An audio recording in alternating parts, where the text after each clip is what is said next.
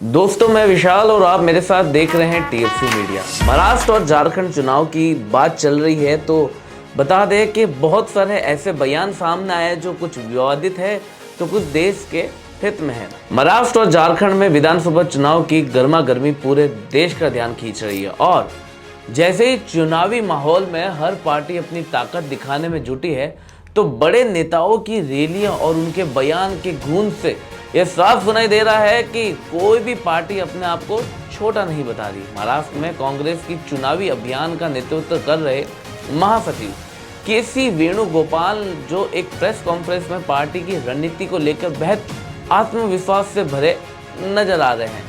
वेणुगोपाल जी ने क्या कहा, सुनते हैं।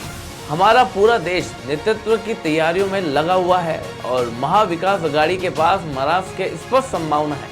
कांग्रेस के इस आत्मविश्वास भरे बयान को साफ है कि वह इस चुनाव के एक मजबूत चुनौती देने के इरादे से सामने आई है। महाराष्ट्र की जनता के दिलों में अपनी जगह बनाने के लिए कांग्रेस का यहाँ प्यार और भाईचारे का संदेश फैला रही है जो उनके मूल सिद्धांतों को दर्शाता है। अब दूसरी ओर बात करते हैं कि उत्तर प्रदेश के मुख्यमंत्री योगी आदित्यनाथ ने क्या कहा है।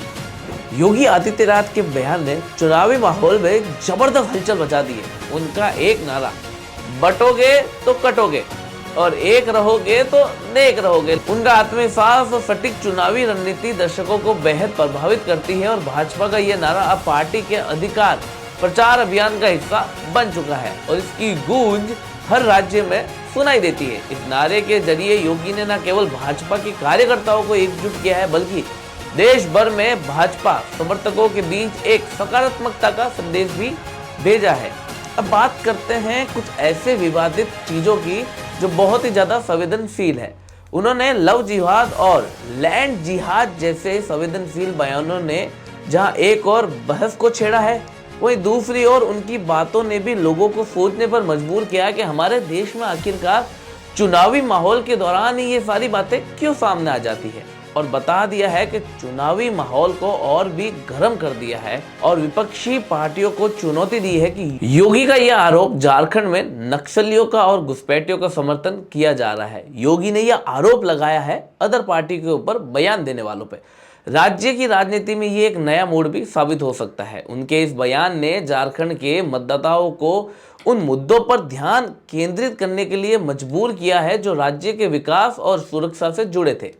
इसी के साथ ही योगी आदित्यनाथ ने इस बयान के चलते भाजपा को राज्य में भाजपा विरोधी गठबंधन के मुकाबले का एक रणनीतिक बढ़त मिला है।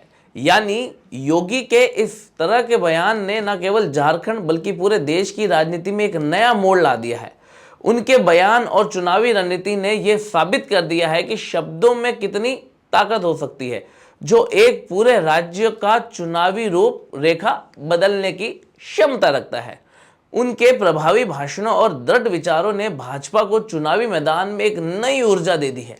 भाजपा के प्रचार और अभियान में ये बयान अब एक महत्वपूर्ण हिस्सा बन गया है और इसका असर आगामी चुनाव में देखने को मिल रहा है। इसमें भाजपा को एक जनमत रूप से समर्थन प्राप्त हो सकता है जिससे वो आगामी चुनाव में अपनी स्थिति को और भी ज्यादा मजबूत कर सकते हैं। अब आपको क्या लगता है कि कौन है जो इस चुनावी रैली के अंदर अपने आप को और भी अच्छा बना पाएगा?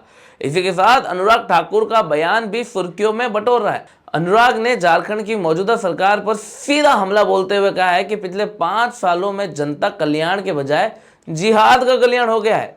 शायद आप ये मेरी बात समझ गए होंगे, पर ध्यान देने की बात यह है कि उनका कहना था कि झारखंड की जनता को भ्रष्टाचार और नौकरियों की कमी के चलते ठगा गया और उनके साथ दुर्व्यवहार भी किया गया।